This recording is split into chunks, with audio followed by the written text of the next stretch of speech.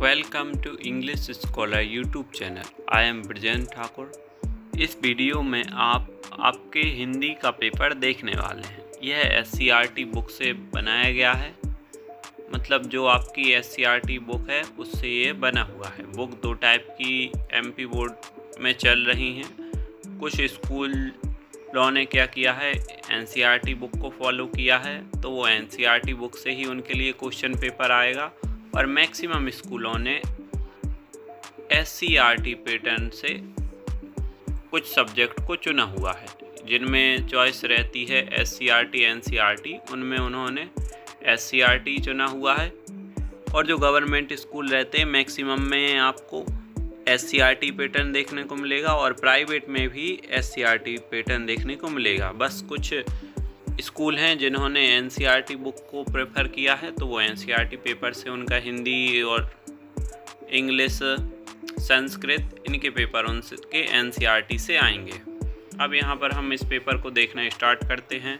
इस पेपर से सबसे पहले तो समझते हैं कि आपको क्या क्या हेल्प मिल सकती है। इससे आपको आपके पेपर का डिफ़िकल्टी लेवल और क्वेश्चन किस प्रकार के आपके पेपर में आते हैं, यह सब जानने को मिलेगा। बाकी आपका ब्लूप्रिंट चेंज हो गया है। पिछली बार अलग ब्लूप्रिंट से आपके पेपर आते थे, इस बार आपका ब्लूप्रिंट चेंज हो गया है। पिछली बार सिर्फ ऑब्जेक्टिव टाइप के क्वेश्चन आते थे, जैसा कि आप इस पेपर में भी देख रहे होंगे।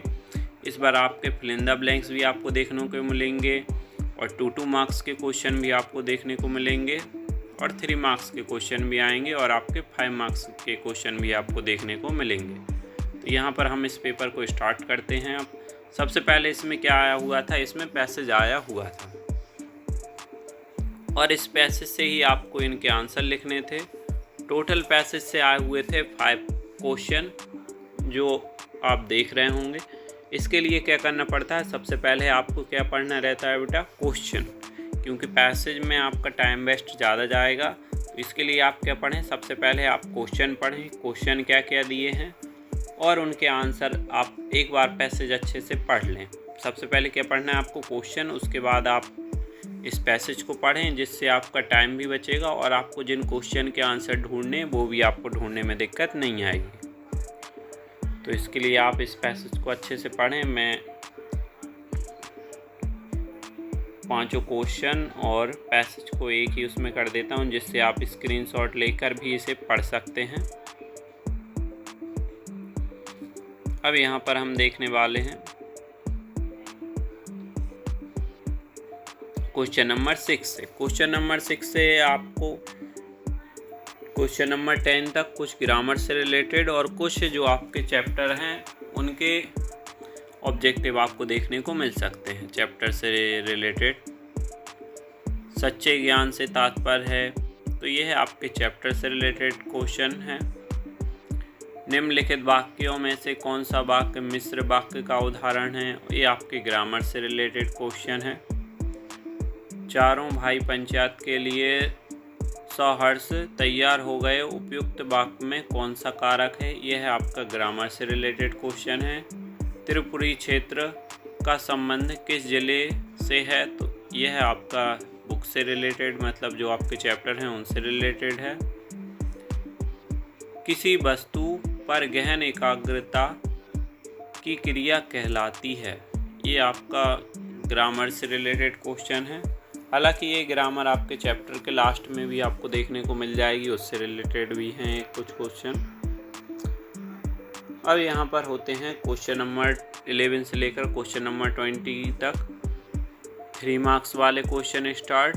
इनमें आपके कुछ क्वेश्चन आपको ग्रामर से रिलेटेड भी देखने को मिलेंगे, और कुछ क्वेश्चन आपके चैप्टर से रिलेटेड भी देखने को मिलेंगे।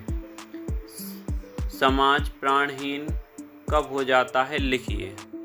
तो ये सिंपल क्वेश्चन रहते हैं हिंदी में। अगर आप चैप्टर की रीडिंग अच्छे से करते हैं तो हिंदी में आप मन से लिख सकते हैं। बस आपको शुद्ध लिखना है, बिल्कुल अशुद्ध नहीं लिखना है, क्योंकि हिंदी में शुद्ध और अशुद्ध के ही मार्क्स ज़्यादा कटते हैं।